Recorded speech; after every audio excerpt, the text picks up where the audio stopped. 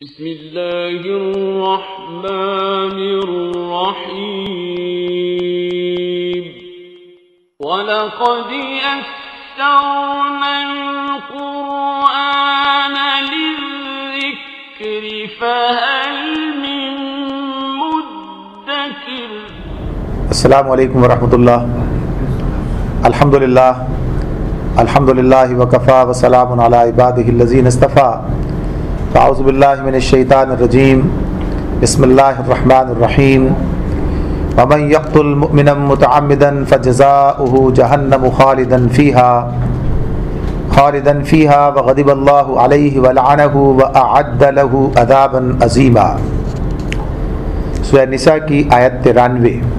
سے آج ترجمے کا آغاز کیا ہم نے۔ فرمایا اللہ رب العالمین نے کہ جو شخص کسی مومن کو جان بوجھ کر قتل کرے تو اس کی جزا یعنی اس کا بدلہ، اس کی سزا جہنم ہے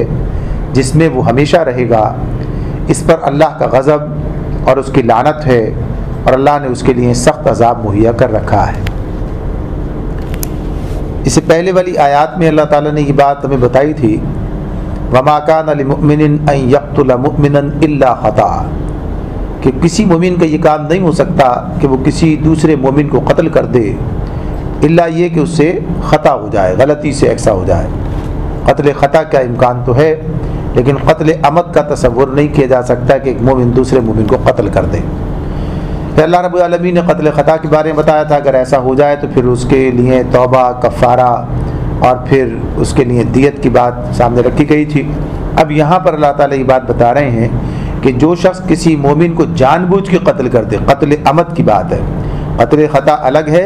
قتل عمد الگ ہے، تو یہاں اب قتل عمد کی بات ہو رہی ہے، یعنی جان بوجھ کر قتل کرنا۔ تو اللہ تعالیٰ یہ بات بتا رہے ہیں کہ اس کی جزا کیا ہے، اس کا نتیجہ کیا ہے، اس کی سزا جہنم ہے جس میں وہ ہمیشہ رہے گا۔ فَجَزَاؤُهُ جَهَنَّمُ خَالِدًا فِيهَا،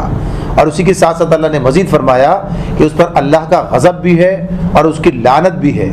اور اس کے لیے ہم نے سخت عذاب مہیا کر رکھا ہے۔ وَأَعَدَّ لَهُ عَذَابًا عَظِيمًا، اللہ نے اس کے لیے سخت عذاب، عظیم عذاب جو ہے، بڑا عذاب مہیا کر رکھا ہے۔ تو یہ بات اس یعنی جرم کی اس کی جو سختی ہے، اس کی واقعی کیفیت ہے، اس کو اللہ تعالیٰ نے ہمارے سامنے رکھا ہے، بیان کیا ہے۔ انسانی جان کی حرمت جس طرح اللہ رب العالمین نے قرآن مجید نے ہمارے سامنے بیان کیا،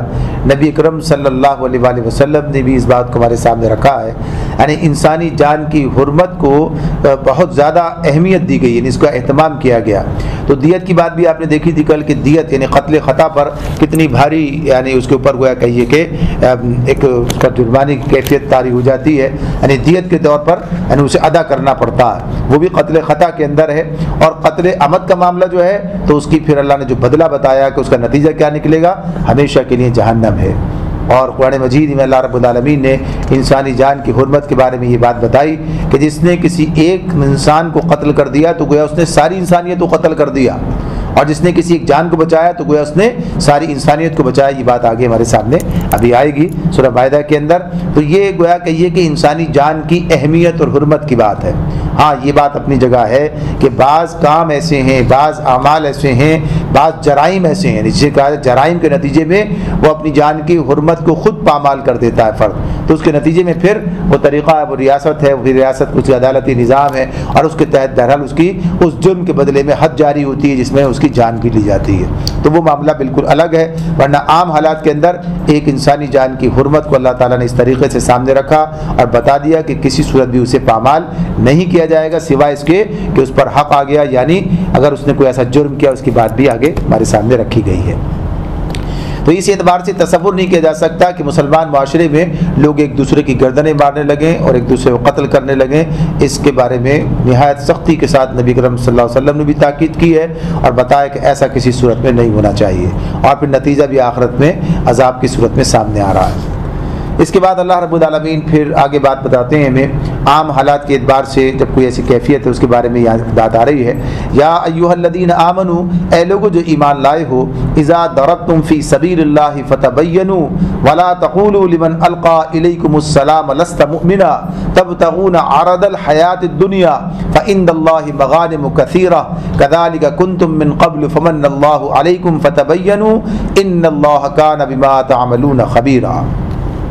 اے لوگو جو ایمان لائے ہو، جب تم اللہ کی راہ میں جہاد کے لیے نکلو تو دوست دشمن میں تمیز کرو،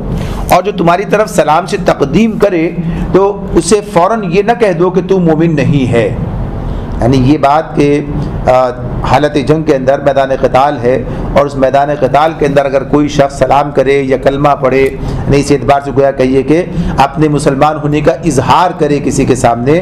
تو اب اس موقع پر یہ بات کہ فوراً ہی کہہ دینا کہ یہ تم مسلمان نہیں ہو بلکہ جان بچانے کے لیے ایسا کر رہے ہو، تو گویا کہیے کہ اس کی ممانعت ہے.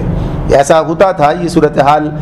متعدد موقعوں پر سامنے آئی ہے، متعدد واقعات اس ضمن میں جو ہے وہ بتائے گئے ہیں، یعنی روایات میں حدیث میں ہمارے سامنے آتے ہیں کہ جس میں ایسا کوئی معاملہ سامنے آیا کہ عین حالت جنگ کے اندر، میدان قتال کے اندر کوئی ایسی کیفیت پیدا ہو گئی کہ جس میں کوئی ایسا شخص سامنے آیا کہ جس نے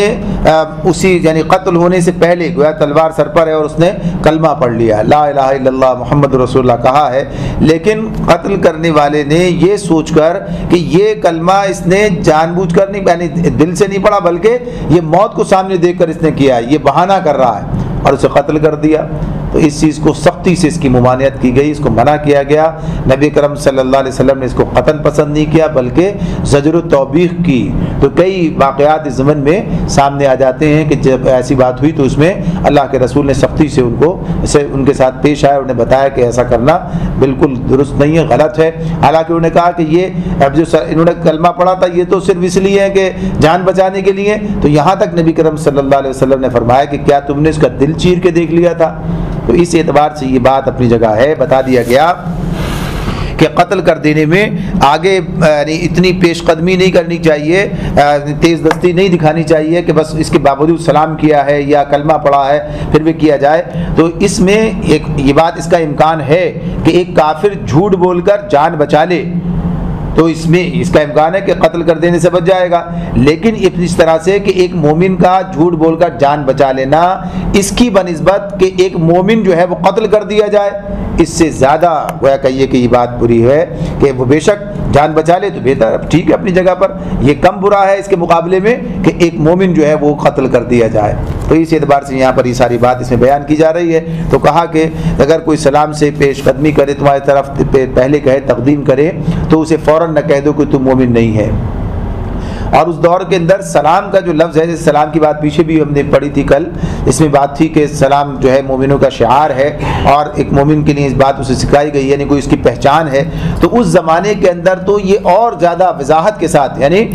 علامت کی حیثیت بھی رکھتا تھا، شعار کے ساتھ علامت کی حیثیت رکھتا تھا. اور ایک مسلمان دوسرے مسلمان کو دیکھ کر یہ لفظ اسی معنی میں استعمال کرتا تھا کہ میں تمہاری گروہ کا آدمی ہوں اور دوست اور خیر خواہ ہوں، میرے پاس تمہارے لیے سلامتی اور عافیت کے سوا کچھ نہیں، لہذا تم مجھ سے دشمنی نہ کرو اور نہ میری طرف سے عداوت و ضرر کا اندیشہ رکھو. اور گویا کہیے کہ ایک پاس ورڈ کی کیفیت بھی یہ اس کو حاصل تھی، یعنی یہ پتہ چلتا تھا کہ یہ شخص مسلمان ہے. اس لیے کہ ایک ہی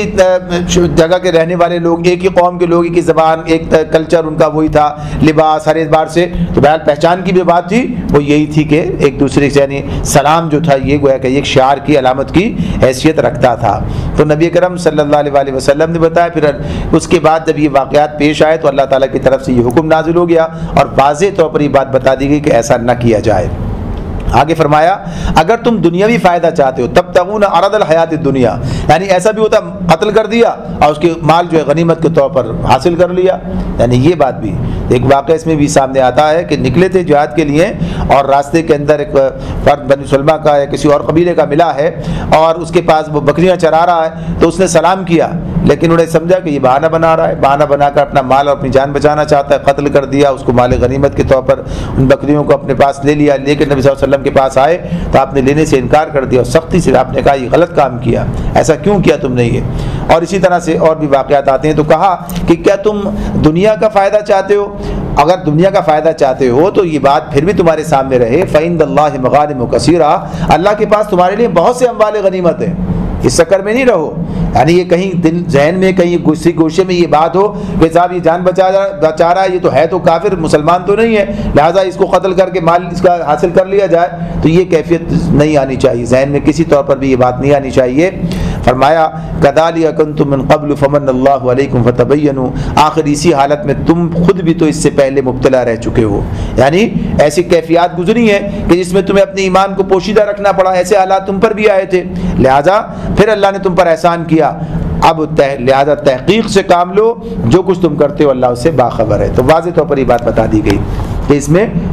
جلدی نہ کی جائے، کسی کو قتل کرنے میں تحقیق کی جائے۔ لا يستوي القائدون من المؤمنين غير اولي الضرر والمجاهدون في سبيل الله باموالهم وانفسهم فضل الله المجاهدين باموالهم وانفسهم على القائدين درجه وكلا وعد الله الحسنى وفضل الله المجاهدين على القائدين اجرا عظيما۔ اللہ تعالیٰ فرماتے ہیں کہ لا يستوي القائدون من المؤمنين غير اولي الضرر، مسلمانوں میں سے وہ لوگ جو کسی معذوری کے بغیر گھر بیٹھے رہتے ہیں اور وہ جو اللہ کی راہ میں جان و مال سے جہاد کرتے ہیں، دونوں کی حیثیت یکساں نہیں ہے۔ اللہ نے بیٹھنے والوں کی بنسبت جان و مال سے جہاد کرنے والوں کا درجہ بڑا رکھا ہے، اگرچہ ہر ایک کے لیے اللہ نے بھلائی کا وعدہ فرمایا ہے، مگر اس کے ہاں مجاہدوں کی خدمات کا معاوضہ بیٹھنے والوں سے بہت زیادہ ہے۔ اب اس مقام پر جو بات سامنے آ رہی ہے کہ یہ جس میں اللہ تعالیٰ دونوں کے بارے میں بتا رہے ہیں کہ بیٹھنے والوں کے مقابلے میں اور اس راستے میں نکلنے والوں کا اجر زیادہ ہے، لیکن دونوں سے بھلائی کا وعدہ ہے، تو یہاں کن لوگوں کے بارے میں بات ہو رہی ہے؟ یہاں ان بیٹھنے والوں کا ذکر نہیں ہے جن کو جہاد پر جانے کا حکم دیا جائے اور وہ بہانے کر کے بیٹھ جائیں، یا نفیر عام ہو اور جہاد فرض عین ہو پھر بھی وہ جہاد پر جنگ پر جانے سے جی چرائیں، ان کی بات نہیں ہو رہی ہے، بلکہ یہاں ان بیٹھنے والوں کا ذکر ہو رہا ہے کہ جو جہاد کے فرض کفایہ ہونے کی صورت میں میدان جنگ کی طرف جانے کے بجائے دوسرے کاموں میں لگے رہیں، یعنی بذات خود وہ کام بھی ٹھیک ہو، درست ہو، دین کا کام ہو یا نیکی کا کام ہو یا صحیح کام ہو، اس کے باوجود بھی ان لوگوں کا معاملہ کہ جو کہ اس پکار پر لبیک کہتے ہوئے آگے نکل جاتے ہیں، وہ ان سے آگے نکلیں گے، اجر کے اعتبار سے ان کا معاملہ زیادہ ہے۔ تو اس میں یہ بات بتائی جا رہی ہے کہ کسی خاص موقع پر جبکہ سارے لوگوں کی ضرورت نہیں ہے، یعنی کوئی ایسا موقع آ گیا، کوئی ایسا مارکا سامنے آ گیا، کوئی ایسا کہیے کہ موقع ہے، کوئی ایسی جنگ کا موقع یا کسی ایسی کیفیت ہے کسی کام کے بارے میں کہ جہاں پر سارے لوگوں کی ضرورت نہیں ہے، یعنی پورے اس میں سے چند لوگ درکار ہیں، چند سو چند ہزار لوگ درکار ہیں، اس وقت جو ہے امام کی طرف سے یعنی ان کے جو خلیفہ کی طرف سے یہ بات آ جائے کہ کون لوگ ہیں جو اس موقع پر اپنے آپ کو پیش کرتے ہیں، یعنی سب کی ضرورت نہیں ہے، تو جو لوگ اس موقع پر پھر آگے بڑھ کر اپنے آپ کو پیش کریں گے تو ان کا یہ پیش کرنا ان لوگوں کے مقابلے میں جنہوں نے اس موقع پر اپنے آپ کو پیش نہیں کیا، دوسرے کاموں میں مصروف رہے، ان کے مقابلے میں ان کا اجر زیادہ ہے۔ حالانکہ نہ جانے والے بھی قابل الزام نہیں ہیں، بلکہ ان کے ساتھ بھی اللہ نے اچھی بات ہی آزمائی کہ ان کے لیے بہتری بات ہے، لیکن ان کے مقابلے میں ان بیٹھنے والوں کے مقابلے میں جانے والوں کا درجہ زیادہ ہے، وہ صرف فرض کفایہ کی صورت میں ہے۔ بصورت دیگر اگر یہ معاملہ اس اعتبار سے سامنے آ جائے کہ جہاد فرض عین ہو اور اس موقع پر کوئی پیچھے رہ جائے تو پھر وہ مجرم بن جاتا ہے، پھر اس کے لیے بھلائی کا وعدہ نہیں ہے، یعنی فرض عین ہو جائے تو پھر تو سب کے لیے یعنی جن کے اوپر فرض ہے ان سب کے لیے جو ہے یہ لازم ہے کہ وہ پھر اس موقع پر نکلیں گے میدان قتال کے اندر، میدان عمل کے اندر، پھر کسی اور کام میں لگا رہنا پھر ان کے لیے درست نہیں ہوگا۔ تو یہ بات اس مقام پر بتائی جا رہی ہے، اس سے یہ بات ہمیں پتہ چل جاتی ہے کہ فرض کفایہ ہونے کی صورت میں بھی اس کام کا انجام دینا اللہ تعالیٰ کے نزدیک زیادہ اجر کا باعث ہے اور زیادہ اللہ کا محبوب بننے کے حوالے سے کے لائق ہے یہ بات۔ تو فرمایا درجات منہ ومغفرۃ ورحمہ وکان اللہ غفور الرحیمہ، ان کے لیے اللہ کی طرف سے بڑے درجے ہیں اور مغفرت اور رحمت ہے، اللہ بڑا معاف کرنے والا اور رحم فرمانے والا ہے۔ اس اعتبار سے اللہ تعالیٰ نے یہ مجاہدین کے لیے اجر کی بات کی ہے کہ انہیں اس طریقے سے اللہ تعالیٰ اجر عطا فرماتے ہیں۔ ان الذین توفاہم الملائکۃ ظالمی انفسہم قالوا فیم کنتم قالوا كنا مستضعفین فی الارض قالوا الم تکن ارض اللہ واسعۃ فتہاجروا فیہا فاولئک مأواہم جہنم وساءت مصیرا۔ جو لوگ اپنے نفس پر ظلم کر رہے تھے ان کی روحیں جب فرشتوں نے قبض کی تو ان سے پوچھا کہ یہ تم کس حال میں مبتلا تھے؟ انہوں نے جواب دیا کہ ہم زمین میں کمزور و مجبور تھے۔ فرشتوں نے کہا کیا اللہ کی زمین وسیع نہ تھی کہ تم اس میں ہجرت کر جاتے؟ یہ وہ لوگ ہیں جن کا ٹھکانہ جہنم ہے اور وہ بڑا ہی برا ٹھکانہ ہے۔ یہاں ان لوگوں کے بارے میں بات کی جا رہی ہے جو لوگ اپنے نفس پر ظلم کر رہے تھے۔ اس سے مراد کون لوگ ہیں؟ وہ لوگ ہیں کہ جو اسلام قبول کرنے کے بعد بھی بلا کسی مجبوری کے اور معذوری کے اپنی کافر قومی کے درمیان مقیم تھے اور نیم مسلمانانہ اور نیم کافرانہ زندگی بسر کرنے پر راضی تھے۔ یعنی یہ صورتحال جو ہے اس کے بارے میں بات ہو رہی ہے۔ یہ بات آئی تھی پیچھے ہمارے سامنے قرآن مجید کے اسی مطالعے کے دوران میں کہ اللہ رب العالمین نے اس موقع پر یعنی جب مکے سے ہجرت کر کے نبی کرم صلی اللہ علیہ وسلم مدینہ تشریف لے آئے تھے اور ایک اسلامی ریاست وجود میں آ گئی تھی اور یہاں پر لوگوں کو اسلام پر عمل کرنے کا پورا موقع حاصل ہو گیا تھا اور ایک اسلامی معاشرہ پوری طرح سے منظم ہو گیا تھا، اسلامی ریاست قائم ہو گئی تھی، تو سب لوگوں سے کہہ دیا گیا تھا کہ جہاں ان کے لیے اسلام پر عمل کرنا ممکن نہیں رہا تھا، ممکن نہیں تھا مختلف قبائل کے اندر رہتے ہوئے، کہ وہ سب ہجرت کر کے مدینے چلے آئیں اور صرف وہی لوگ جو کہ مجبور تھے اور کسی بھی مجبوری کی معذوری کی بنیاد پر آ نہیں سکتے تھے ان کو چھوڑ کر باقی لوگوں کے لیے بات یہ تھی کہ انہیں اب مدینے آنا ہے، اور یہ گویا کہیے کہ ان کے اسلام اور کفر کا ایک معیار بن کر سامنے آ گئی تھی، کسوٹی بن گئی تھی یہ بات کہ آیا اس موقع پر وہ کیا کام کرتے ہیں۔ تو اس میں اب یہاں پر انہی لوگوں کے بارے میں بات ہو رہی ہے کہ جنہوں نے اپنے مفاد کو، اپنے تعلق کو اور اپنی دلچسپیوں کو زیادہ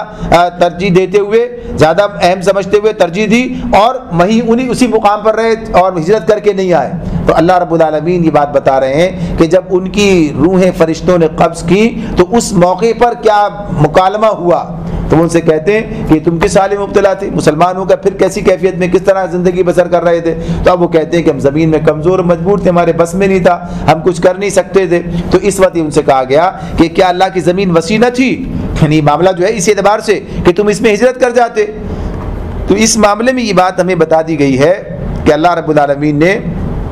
یہ انسانوں کے یعنی مسلمانوں کے اوپر یہ ذمہ داری عائد کی ہے کہ اگر کسی مقام پر ان کے لیے دین پر عمل کرنا ناممکن ہو جائے تو اس حالت کے اندر انہیں کسی ایسی سرزمین کی طرف ہجرت کرنی چاہیے جہاں پر دین پر عمل کرنا ممکن ہو، جہاں دین پر عمل کرنا ممکن ہو۔ اگر کوئی جگہ ایسی نہ ہو تو کام کیا ہے کہ جہاں پر وہ موجود ہے وہیں پر انہیں اس حالت کو تبدیل کرنے کی کوشش کرنی چاہیے۔ جو شخص اللہ کے دین پر ایمان لایا ہو اس کے لیے نظام کفر کے تحت زندگی بسر کرنا صرف دو ہی صورتوں میں جائز ہے۔ ایک یہ کہ وہ اس سرزمین میں اسلام کو غالب کرنے کی جدوجہد کر رہا ہو اور نظام کفر کو نظام اسلام سے تبدیل کرنے کی کوشش کر رہا ہو، اس طرح انبیاء علیہ السلام کرتے رہے۔ دوسرے یہ یعنی ایک تو بات یہ کہ اس لیے ظاہر ہے جب وہ کام کر رہا ہے تو اسی مقام پر رہ کے کام کرے گا، جیسے ہم یہاں پر جو ہے اس اعتبار سے بات یہ ہے کہ اس میں گویا کہیے کہ یہاں تو نیم مسلمانی کی یعنی ہمارا جو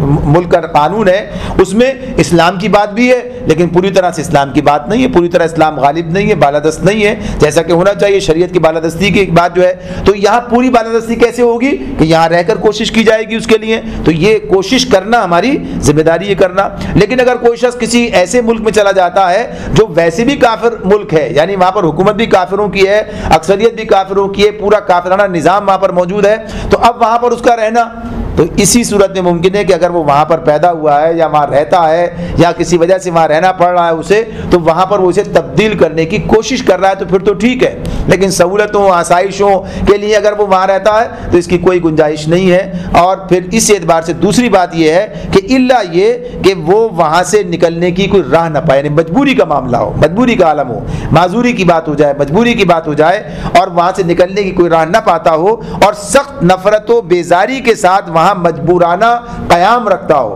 یعنی یہ کیفیت ہے جو اس کی گنجائش ہے۔ تو اس معاملے میں اس مقام پر یہی بات کی جا رہی ہے کہ جو لوگ جو ہیں اس اعتبار سے وہاں دارالکفر میں رہنے کو ترجیح دیتے ہیں صرف اس بنیاد پر کہ وہاں انہیں کچھ آسانیاں اور سہولتیں حاصل ہیں، تو دارالکفر کا قیام ان کے لیے ایک مستقل معصیت ہے۔ تو اس معاملے میں بہرحال انہیں اس بات کی کوشش کرنی چاہیے کہ وہ یہاں سے نکل کر کسی دارالسلام اگر میسر ہے تو وہاں جائیں، ورنہ یہ کہ اسے دارالسلام بنانے کی کوشش کریں۔ اچھا، یہاں پر ایک بات اور سامنے رہنی چاہیے کہ اس دور اور آج کے دور کے حوالے سے بات کریں تو اس دور کی بات ہو گئی کہ جب مدینے میں ریاست بن گئی تھی، ساری بات تھی، ہم اس دور کے خصوصیت سے اس کی بات کرتے ہیں۔ وہاں نبی اکرم صلی اللہ علیہ وسلم نے مکہ فتح ہو جانے کے بعد، جب مکہ فتح ہو گیا تو آپ نے کہا لا ہجرہ بعد الفتح، یعنی اب ہجرت نہیں ہے بعد اس فتح کے، فتح مکہ کے بعد۔ تو یہ جو آپ نے نبی کرم صلی اللہ علیہ وسلم کا ارشاد ہے، یہ کوئی دائمی حکم نہیں ہے کہ ہمیشہ کے لیے اب ہجرت جو ہے ختم ہو گئی، اب ہجرت نہیں ہے، بلکہ یہ بات کہ اب اس وقت میں جہاں مکے کے اندر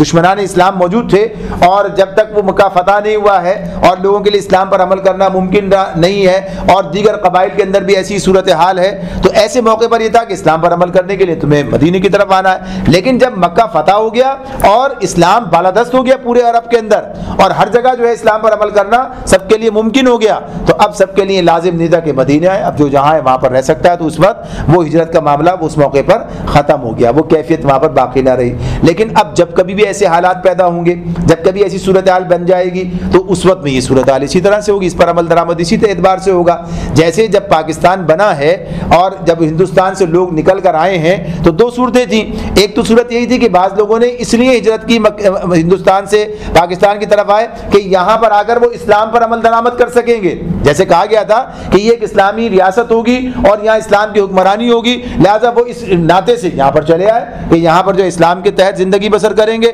وہاں کافروں کے پاس، ہندوؤں کے پاس رہ کر جو ہے اس کے اندر وہ مجبور ہوں گے، تو یہاں چلے آئے۔ ایک تو بات یہ تھی لوگوں کی، کچھ لوگوں کا معاملہ کیا تھا، نکال دیے گئے، مجبور کر دیے گئے، یعنی کیفیت ہے، لیکن اس کے اندر بھی اگر اسلام کی بنیاد پر یہ معاملہ ہے تو یہ بات اس طرح ہجرت کی ہوگی۔ لیکن اگر کوئی آدمی اس لیے یہاں پر چلا آیا کہ یہاں کاروبار کے مواقع زیادہ ملیں گے، اب یہ نیا ملک بنا ہے، اب یہاں پر عہدے منصب بھی آسانی سے ملیں گے، تو یہ ہجرت نہیں ہے، یہ ہجرت نہیں ہے۔ ہجرت کا معاملہ تو اسی بنیاد پر ہے کہ وہ دین پر عمل کرنے کی بنیاد پر کی جائے۔ اسی لیے نبی کرم صلی اللہ علیہ وسلم نے یہ بات ہمیں بتا دی، ارشاد فرمایا ہے کہ اصل ہجرت کیا چھوڑنا ہے نا، تو اس اعتبار سے کہ اصل ہجرت کیا ہے، انسان کا گناہوں کو چھوڑ دینا۔ تو اس معاملے میں یہ ہجرت کی یہ تعریف، تو اس کے تحت ہجرت اب بھی باقی ہے اس معاملے میں، اس حوالے سے ہر وقت ہر دور کے لیے، ہر انسان کے لیے، مسلمان کے لیے، کہ وہ اللہ کی نافرمانی کو چھوڑ دے، یعنی یہ بھی ہجرت کا ثواب اس سے ملتا ہے، تو یعنی اس کے بارے میں بتا دیا گیا۔ تو اب یہ کیفیت کہ کبھی بھی ایسی کوئی صورت بن جائے، ایسی صورتحال پیدا ہو جائے، تو اس صورت میں دارالسلام کی طرف منتقل ہونے کی بات ہوگی۔ لیکن جب پہلے بھی پیچھے بات بتائی گئی تھی، دارالسلام کی موجودگی نمبر ایک، جس پر لوگوں کا اطمینان ہو، صرف یہی نہیں کوئی دعوت دے دے ایسے ہی کہ بھائی یہ دارالسلام ہو گیا، چلو آؤ سارے کے ساری دنیا سے نکل کر لوگ آ جائیں،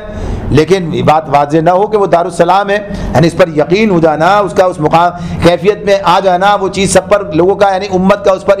اطمینان ہو جانا، یہ ضروری امر ہے۔ یہ نہیں کہ کسی نے دعویٰ کر دیا اور اعلان کر دیا اور اب صاحب لوگ مجبور ہیں کہ وہاں چلے جائیں، اس لیے کہ صاحب کسی نے دعویٰ کر دیا اور کہہ دیا کہ اسلامی ریاست ہے اور یہ، تو اس کا طریقہ ہے، اس کا نظام ہے، اس کا سسٹم ہے، اس کے تحت ہی یہ کام ہوتا ہے۔ ایسے نہیں کہ کوئی بھی اٹھ کر جو ہے یہ پکار دے ساری دنیا کے مسلمان جو اٹھ کر وہاں چلے جائیں۔ اور آج کل کے جو حالات ہیں، جو کیفیات ہیں، جو صورتحال ہے، اس کی نوعیت بھی اس سے مختلف ہے، یعنی آج کے دور میں جو معاملات ہیں اس اعتبار سے، تو آج کی دنیا کی کیفیات کے حوالے سے تو ہر مقام پر رہ کر یہ کام کرنا ہے، یعنی ہر مقام پر اللہ کے دین کو غالب کرنے کی جدوجہد کرتے چلے جانا ہے، تاکہ پھر ایک ایسی کیفیت ہو کہ پھر یہ خلافت کا نظام جو ہے وہ قائم ہو جائے، اس طرح وہ کیفیت بنے۔ تو بہرحال یہ بات اس اعتبار سے ہے کہ ان لوگوں کے بارے میں یہ بات کی جا رہی تھی کہ جن لوگوں نے یعنی اس وقت میں مدینے کی ریاست موجود ہونے کے باوجود بھی کافروں کے درمیان رہنے کو ترجیح دی، تو اس موقع پر جب فرشتے ان کی روح قبض کر رہے ہیں تو ان سے کہتے ہیں کہ تم یہ کیا کر رہے تھے، تم اپنے ذات پر ظلم کر رہے تھے؟ تو انہوں نے جواب دیا کہ ہم زمین میں کمزور و مجبور تھے۔ فرشتوں نے کہا کیا اللہ کی زمین وسیع نہ تھی کہ تم اس میں ہجرت کر جاتے؟ یہ وہ لوگ ہیں جن کا ٹھکانہ جہنم ہے اور بڑا ہی برا ٹھکانہ ہے۔ تو اس اعتبار سے ان کا وہ عمل ضائع ہو گیا اور اللہ نے یہ گویا جہنم کی وعید سنا دی انہیں۔ آگے فرمایا الا المستضعفین، سوائے ان کے، یعنی وہ ان کا معاملہ الگ کر دیا، مستضعفین کا معاملہ، الا المستضعفین من الرجال والنساء والولدان لا يستطيعون حیلۃ ولا يهتدون سبیلا۔ ہاں جو مرد، عورتیں اور بچے واقعی بے بس ہیں اور نکلنے کا کوئی راستہ اور ذریعہ نہیں پاتے، بعید نہیں کہ اللہ انہیں معاف کر دے، اللہ بڑا معاف کرنے والا اور درگزر فرمانے والا ہے۔ فَأُولَٰئِكَ عَسَى اللَّهُ أَن يَعْفُوَ عَنْهُمْ وَكَانَ اللَّهُ عَفُوًّا غَفُورًا، یعنی عنقریب یہ کہ اللہ انہیں معاف کر دے گا اور اللہ بڑا بخشنے والا اور عفو درگزر کرنے والا ہے۔ وَمَن يُهَاجِرْ فِي سَبِيلِ اللَّهِ يَجِدْ فِي الْأَرْضِ مراغما كثيرا وسعة ومن يخرج من بيته مهاجرا إلى الله ورسوله ثم يدركه الموت فقد وقع أجره على الله وكان الله غفورا رحيما، جو کوئی اللہ کی راہ میں ہجرت کرے گا وہ زمین میں پناہ لینے کے لیے بہت جگہ اور بسر اوقات کے لیے بڑی گنجائش پائے گا، اور جو اپنے گھر سے اللہ اور رسول کی طرف ہجرت کے لیے نکلے پھر راستے ہی میں اسے موت آ جائے اس کا اجر اللہ کے ذمے واجب ہو گیا، اللہ بہت بخشش فرمانے والا اور رحیم ہے۔ یعنی یہ بات بتا دی گئی اس اعتبار سے کہ اگر کوئی شخص ہجرت کے لیے نکلتا ہے، اور پہلی بات تو کیا اللہ نے اس کے بارے میں کہہ دی کہ اس کے لیے بڑی وسعت ہے، اس کے لیے اللہ نے جو مراغم کی بات کی ہے مراغمن کثیرہ وسعہ، یعنی اس کے لیے یعنی ٹھکانہ رہنے کی جگہ اور وسعت جو ہے اس اعتبار سے مال کی وسعت بھی، گنجائش بھی، تو وسائل کے اعتبار سے بھی اور زمین کے اعتبار سے بھی ہر چیز اسے میسر آئے گی، یہ اللہ کی طرف سے ایک وعدہ ہے۔ اور یہ بات سامنے آتی ہے کہ اس اعتبار سے لوگ جو ہیں بہرحال پہلے سے بہتر حالت میں ہوتے ہیں، یعنی جن لوگوں نے جب یہ کام کیا ہے تو انہیں اللہ نے اسی طرح سے نوازا ہے۔ اور پھر یہاں یہ بات بھی بتا دی کہ اگر کسی کو دوران ہجرت یعنی ہجرت ابھی مکمل بھی نہیں کی ہے، نکلا ہے وہاں سے، اور نکلنے کے بعد راستے میں ہی اگر اسے موت آ جائے تو اس صورت میں بھی اس کا اجر جو ہے وہ اللہ کے ذمے واجب ہو گیا ہے اور اسے اس کا بہترین اجر جو ہے ملے گا۔ تو اس اعتبار سے یہ ہجرت کی فضیلت اور یہ باتیں جو ہیں ہمیں بتا دی گئیں۔ اور آج اس وقت میں بات کیا ہے؟ وہی بات جو نبی صلی اللہ علیہ وسلم کے دوسرے ارشاد میں سامنے آتی ہے کہ اگر کوئی شخص اللہ یعنی گناہوں کو چھوڑ دے تو یہ ہے اصل ہجرت جو انسان اختیار کرتا ہے، اور وہ جو وطن چھوڑنے کی ہجرت کی بات ہے وہ بھی اسی لیے چھوڑی جاتی ہے تاکہ آدمی کے لیے دین پر عمل کرنا ممکن ہو اور وہ معصیت کی زندگی سے باہر آ جائے۔ وَإِذَا ضَرَبْتُمْ فِي الْأَرْضِ فَلَيْسَ عَلَيْكُمْ جُنَاحٌ أَن تَقْصُرُوا مِنَ الصَّلَاةِ، اللہ رب العالمین فرماتے ہیں وَإِذَا ضَرَبْتُمْ فِي الْأَرْضِ فَلَيْسَ عَلَيْكُمْ جُنَاحٌ أَن تَقْصُرُوا مِنَ الصَّلَاةِ، اور جب تم لوگ سفر کے لیے نکلو تو کوئی مضائقہ نہیں اگر نماز میں اختصار کرو۔ اس کے ساتھ ہی ساتھ اللہ ایک بات اور کہتے ہیں ان خفتم ان یفتنکم الذین کفروا، خصوصیت کے ساتھ جب کہ تمہیں اندیشہ ہو کہ کافر تمہیں ستائیں گے، ان الکافرین کانوا لکم عدوا مبینا، کیونکہ وہ کھلم کھلا تمہاری دشمنی پر تلے ہوئے ہیں۔ یعنی یہ ایک خاص کیفیت کی باتیں بیان کر دی، لیکن یہ بات کہ حالت سفر میں قصر کرنے کی بات، قصر کیا ہے؟ اختصار کرنا، مختصر کر دینا، تو اس میں جو ہے اسی سے تقصیر کی بات ہوتی ہے، جیسے یہ حلق اور تقصیر کراتے ہیں نا، اس میں بھی کہتے ہیں تو بال چھوٹے کرا دینا، کم کر دینے کی بات ہے اس میں، تو کم کرنا، تو نبی کرم صلی اللہ علیہ وسلم نے اپنے عمل سے اس کو ہمارے سامنے رکھا ہے۔ تو یہ بات بتا دی گئی کہ چاہے زمانہ امن کا ہو چاہے زمانہ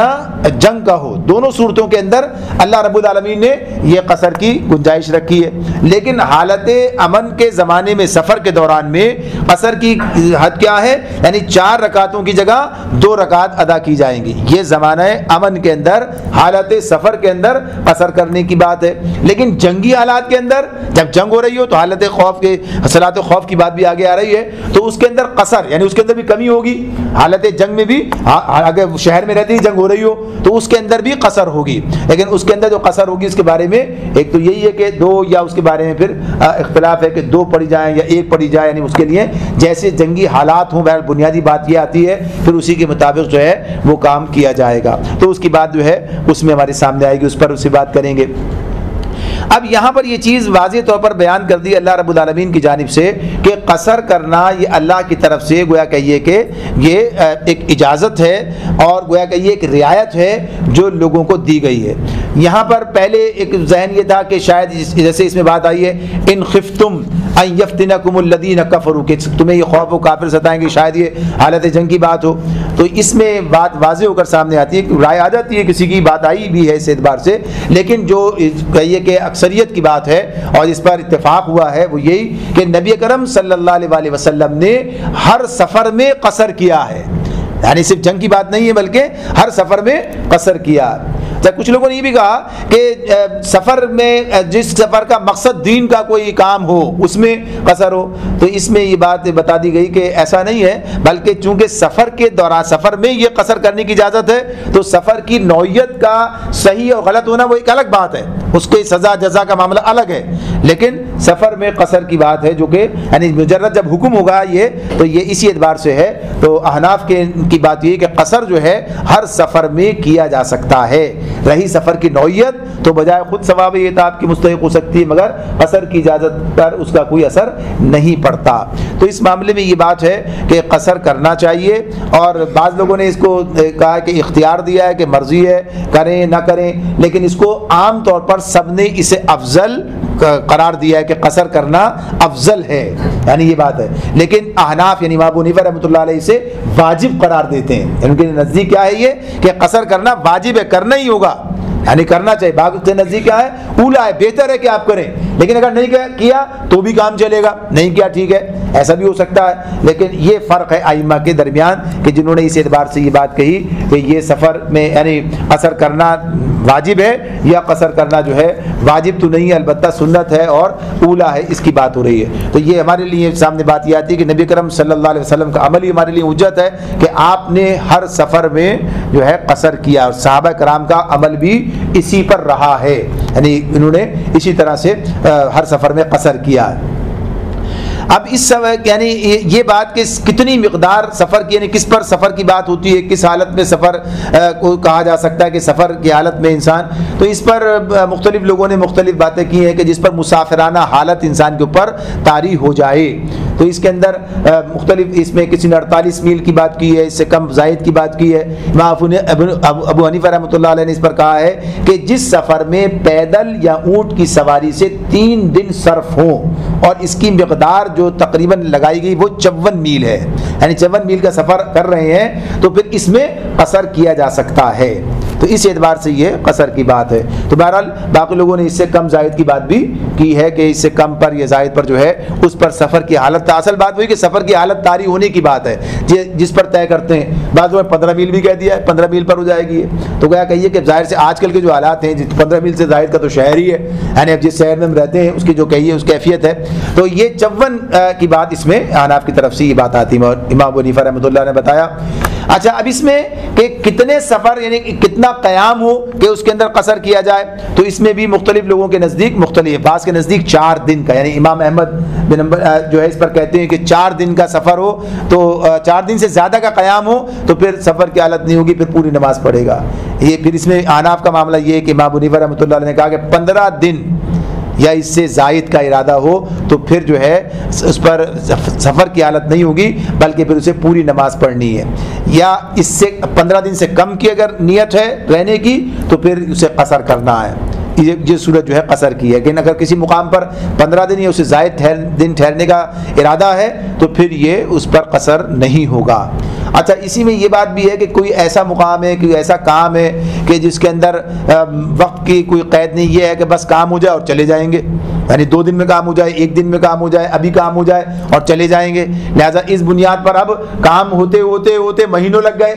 تو اس حالت میں قصر کیا جا سکتا ہے، قصر جاری رہے گا. اس لیے کہ ارادہ نہیں ہے ٹھہرنے کا، آج کام ہو جائے تو آج نکل جائیں گے، کام کا پتہ بھی نہیں کب ہوگا، یعنی نوعیت اس کی ہے اس اعتبار سے. اس لیے بعض لوگوں نے یعنی امام احمد بن حنبل نے رحمۃ اللہ نے اسی حوالے سے قیدی کے لیے بھی یہ بات کہی ہے کہ اس کے پورا زمانہ قید میں قصر کی اجازت ہے، قصر ہے اس کے لیے، کسی وقت بھی چھوٹ سکتا ہے، یعنی چھوٹنے کا امکان ہے. اس بنیاد پر ان کی رائے اس طرح سے. تو یہ گویا کہیے کہ اللہ رب العالمین کی طرف سے یہ میں رعایت دی گئی، یہ بات بتائی گئی کہ اس میں قصر کیا جا سکتا ہے. اب جیسے یہ کہا تھا تمہیں اندیشہ ہو کہ کافر تمہیں ستائیں گے، تو اس معاملے میں تو اسی اعتبار سے یہ بات ہے کہ بعض لوگوں نے اسے یہ سمجھا کہ صرف حالت جنگ کے لیے،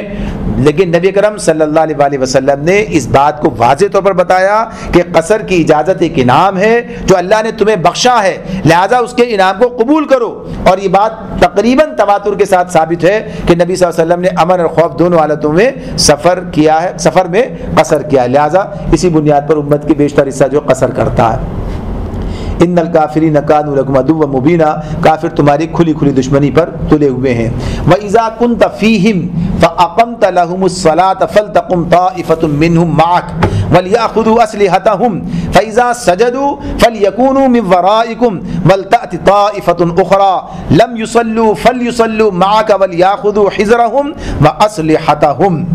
اور اے نبی، جب تم مسلمانوں کے درمیان ہو، اور اب یہ کس کی بات ہو رہی ہے؟ حالت جنگ کی بات ہو رہی ہے. حالت جنگ میں انہیں نماز پڑھانے کے لیے کھڑے ہو تو چاہیے کہ ان میں سے ایک گروہ تمہارے ساتھ کھڑا رہے اور ایک گروہ تمہارے ساتھ کھڑا ہو اور اسلحہ لیے رہے، پھر جب وہ سجدہ کر لے تو پیچھے چلا جائے، اور دوسرا گروہ جس نے ابھی نماز نہیں پڑھی ہے اگر تمہارے ساتھ پڑھے اور وہ بھی چوکنا رہے اور اپنا اسلحہ لیے رہے۔ یہ بات جو ہے اللہ تعالیٰ صلاۃ خوف کے بارے میں بتا رہے ہیں۔ اب صلاۃ خوف کے بارے میں بھی اچھا خاصا یعنی اس معاملے میں اختلاف پایا جاتا ہے کہ کیسے کیا طریقہ ہوگا۔ بات وہی ہے کہ حالت جنگ کی کیفیات مختلف ہو سکتی ہیں، تو اس دوران میں اس کی نوعیت بھی بدل سکتی ہے۔ اور یہ بات کہ صلاۃ خوف اس وقت پڑھی جا رہی ہے جب دشمن کے حملے کا خطرہ ہے، یعنی عملاً مارکہ قتال گرم نہیں ہوا ہے، یعنی اب جو ہے لڑائی براہ راست ہو نہیں رہی ہے۔ اچھا، اس دور کی لڑائی اور آج کے دور کی لڑائی میں فرق ہے۔ آج کے دور کی لڑائی کے اندر اس طرح سے آمنے سامنے کی لڑائیاں اس طرح نہیں ہیں، لیکن بہرحال یہ چیزیں کیفیت ہو سکتی ہے، کیا کیا نوعیت ہو، تو اس نوعیت کے اعتبار سے یہ ترامیم ہوں گی، طریقہ کار کے اعتبار سے۔ تو وہاں اس وقت میں جبکہ آمنے سامنے لڑائی ہے، فوجیں آمنے سامنے ہیں اور اس طرح سے، تو جب یہ قتال کا خطرہ موجود ہے تو اس صورت کے اندر یہ بات ہو رہی ہے۔ ورنہ جب مارکہ قتال گرم ہو اور ممکن نہ ہو اس طرح سے بھی پڑھنا، تو پھر نبی کرم صلی اللہ علیہ وآلہ وسلم نے غزوہ خندق کے موقع پر 4 نمازیں آپ نے جو ہے گویا کہیے کہ قضا آپ کی ہوئی، جنہیں آپ نے بالترتیب بعد میں ادا کیا۔ حالانکہ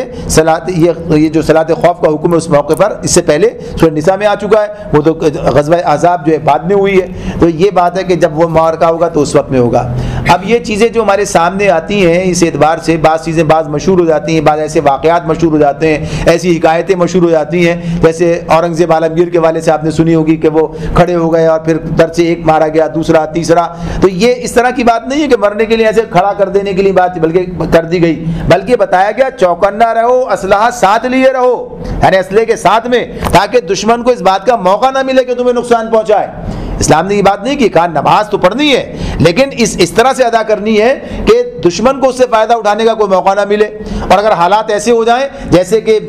بتا دیا کہ عملاً مارکہ گرم ہے اور ممکن نہیں ہے، تو نماز قضا کی گئی، بعد میں ادا کی گئی، تو ایسا بھی ہو سکتا ہے یہ کام بھی۔ تو اس اعتبار لیکن بہرحال نماز ادا کرنے کی بات ہے، اگر حالات جب تک اجازت دیں تو صلاۃ خوف کی صورت میں نماز ادا کی جائے گی، مارکہ گرم ہو جائے تو بعد میں ادا کی جائے گی۔ اور اس کے ساتھ ساتھ پھر یہ بتا دیا گیا وَدَّ الَّذِينَ كَفَرُوا لَوْ تَغْفُلُونَ عَنْ أَسْلِحَتِكُمْ وَأَمْتِعَتِكُمْ، کیونکہ کفار اس طاق میں ہیں کہ تم اپنے ہتھیاروں اور اپنے سامان کی طرف سے ذرا سا غافل ہو تو کیا کریں؟ فَيَمِيلُونَ عَلَيْكُمْ مَيْلَةً وَاحِدَةً، تو وہ تم پر یکبارگی ٹوٹ پڑیں،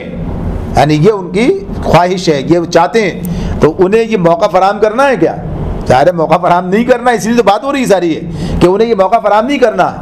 اور فرمایا وَلَا جُنَاحَ عَلَيْكُمْ إِن كَانَ بِكُمْ أَذًى مِّن مَطَرٍ أَوْ كُنتُم مَّرْضَىٰ أَن تَضَعُوا أَسْلِحَتَكُمْ، البتہ اگر تم بارش کی وجہ سے تکلیف محسوس کرو یا بیمار ہو تو اسلحہ رکھ دینے میں ذائقہ نہیں، مگر پھر بھی وَخُذُوا حِذْرَكُمْ، چوکنے رہو، پھر بھی یہ معاملہ رہے۔ اب یہ ظاہر اسلحہ ساتھ لیے رہو کا مطلب کیا ہے؟ یعنی وقت پڑے تو استعمال کرو،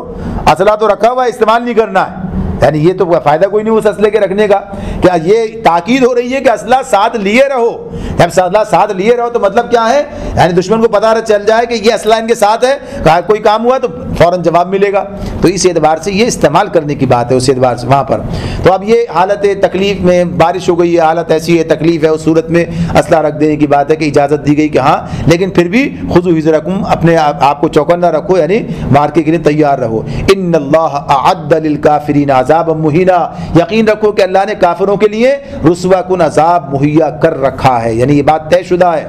یہ تدابیر کی بات اپنی جگہ، لیکن اللہ نے جو فیصلہ کر رکھا ہے کہ انہیں سزا دے گا، دنیا میں بھی دے گا آخرت میں بھی دے گا، ذلت دنیا میں بھی ہے ان کی، آخرت میں بھی ہے، مگر تدبیر سے پیچھے نہیں ہٹنا، یہ تمہاری ذمہ داری ہے، جو ذمہ داری تمہاری تدابیر کے اعتبار، ورنہ اتنی تو یہ باتیں کرنے کی ضرورت کیا؟ اللہ تعالیٰ کہ میں کھڑا ہوں پیچھے، حفاظت فرشتے کر رہے ہیں، تم اطمینان سے نماز ادا کرو، ایسا نہیں کہا ہے، یعنی اس لیے کہ نظام جو بنا دیا اللہ نے اس کے مطابق تمہیں اپنا کام کرنا۔ یہ بات الگ ہے کہ اللہ کی مدد تمہارے ساتھ ہوگی، نصرت ہوگی، لیکن تدابیر کا اختیار کرنا یہ ذمہ داری کے طور پر بتا دیا کہ کام کرنا ہی کرنا ہے۔ آگے فرمایا فَإِذَا قَضَيْتُمُ الصَّلَاةَ فَاذْكُرُوا اللَّهَ قِيَامًا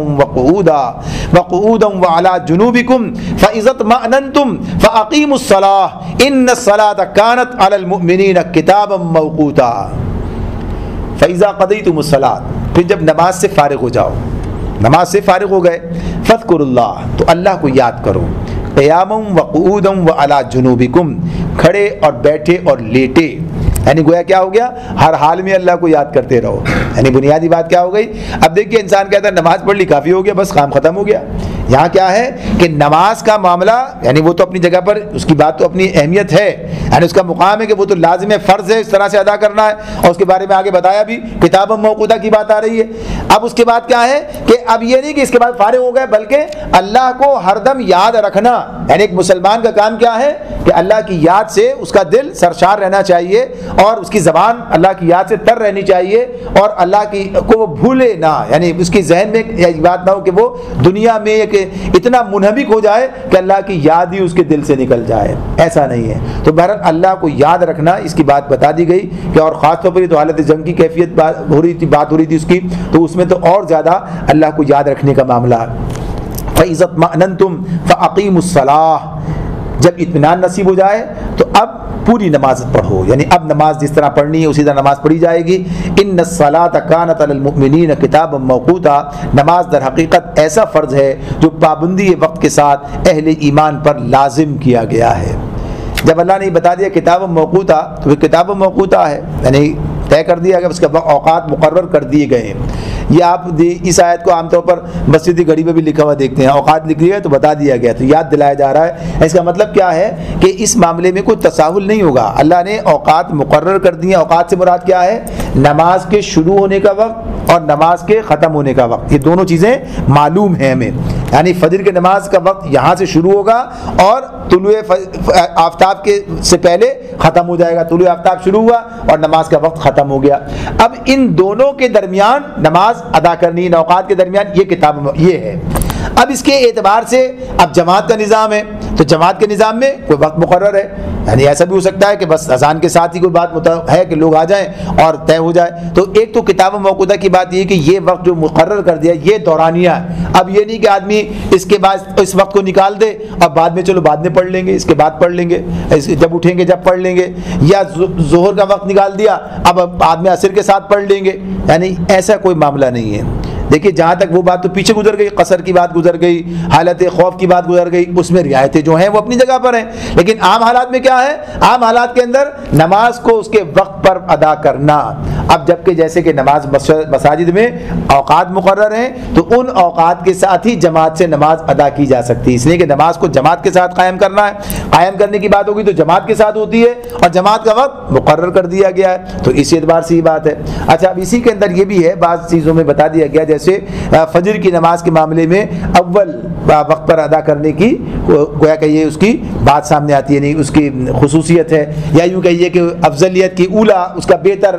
یہ ہے، یعنی نبی صلی اللہ علیہ وسلم سے یہ بات ثابت ہے کہ آپ نے اس طرح سے ادا کی ہے، یا کسی موقع پر آپ نے اسے رعایت کے طور پر یہ بھی ہے کہ ہاں یعنی آخری حصے کے اندر پڑھی ہے، تو مختلف عمل آپ کے سے ثابت ہیں، تو اسی بنیاد پر لوگ الگ الگ طریقے اختیار کر لیتے ہیں، کچھ لوگ ادھر سے قریب کر لیتے ہیں اور کچھ لوگ سورج نکلنے سے پہلے اتنا وقت رکھتے ہوئے نماز ادا کرتے ہیں کہ اگر نماز ان کی یعنی کسی وجہ سے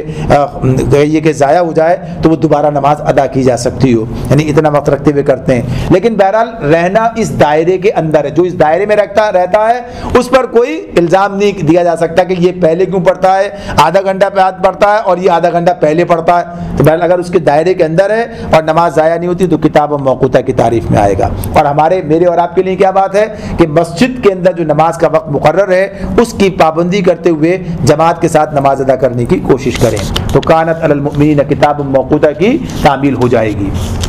ولا تہینوا فی ابتغاء القوم ان تکونوا تعلمون فانهم يعلمون كما تعلمون وترجون من الله ما لا يرجون وكان الله علیما حکیما۔ اس گروہ کے تعاقب میں کمزوری نہ دکھاؤ، اگر تم تکلیف اٹھا رہے ہو تو تمہاری طرح وہ بھی تکلیف اٹھا رہے ہیں، یعنی اس گروہ کے تعاقب میں اب یہاں جو بات ہو رہی ہے یعنی کفار کے ساتھ مقابلے کے اندر کبھی تعاقب کی بات بھی آتی ہے، کبھی لڑنے کی بات بھی آتی ہے، تو اس معاملے میں یہ اس وقت جو کفار کا معاملہ ہر دور کے اندر جب بھی ہے، جو کچھ بھی وہ کام کر رہے ہیں ان کے مقابلے کی بات ہے، اس حوالے سے تو اللہ تعالیٰ یہ بات کہتے ہیں کہ اس گروہ کے تعاقب میں کمزوری نہ دکھاؤ، اگر تم تکلیف اٹھا رہے ہو تو تمہاری طرح وہ بھی تکلیف اٹھا رہے ہیں، اور تم اللہ سے اس چیز کے امیدوار ہو جس کے وہ امیدوار نہیں ہے، اللہ سب کچھ جانتا ہے اور وہ حکیم و دانا ہے۔ یعنی بنیادی طور پر یہ بات کہ ایک مومن اور کافر کے کوششوں میں جتنا بڑا فرق ہونا چاہیے. جیسے سورہ آل عمران کی آخری آیت میں ہم نے پڑھا تھا جہاں اللہ نے کہا تھا یا ایھا الذین آمنوا اصبروا وصابروا، یعنی مسابرت کی جو بات تھی کہ ان کے مقابلے میں تمہارے صبر کا پیمانہ بہت اعلیٰ ہونا چاہیے. یعنی وہ تو دنیا کے لیے کر رہے ہیں، اپنی ضد کے لیے کر رہے ہیں، اپنے نفس کے لیے کر رہے ہیں، ان کے سامنے نہ وہ اس طرح سے اللہ ہے، نہ اللہ کی رضا ہے، نہ جنت ہے. تمہارے سامنے تو یہ سب چیزیں ہیں، تمہیں پتہ ہے اس کا کتنا بڑا اجر ملنے والا ہے. تو تمہارا صبر اور تمہاری پھر تمہیں تو اور زیادہ دلچسپی شوق کے ساتھ اس کام کو کرنا چاہیے کہ اس کا بہترین اجر تمہیں ملنے والا ہے. تو یہی کہا کہ تم اللہ سے اس چیز کے امیدوار ہو جس کے یہ امیدوار نہیں ہے، یعنی اللہ کی رضا اور جنت یہ تمہیں ملے گی. لہذا تمہارا کام ان سے زیادہ ہونا چاہیے، تمہاری کوشش ان سے زیادہ ہونی چاہیے، تمہارا صبر، تمہارا جذبہ، تمہاری جد و جہد کا انداز، ہر چیز میں تمہیں ان سے آگے بڑھ کر کام کرنا چاہیے. اور اللہ علم رکھتا اور حکمت رکھتا، اسے معلوم ہے، علیم ہے، حکیم ہے کہ کون کس درجے میں کس اعتبار سے کام کر رہا ہے. اللہ تعالیٰ ہمیں سمجھنے اور عمل کرنے کی توفیق عطا فرمائے. بآخر دعوانا ان الحمد للہ رب العالمین.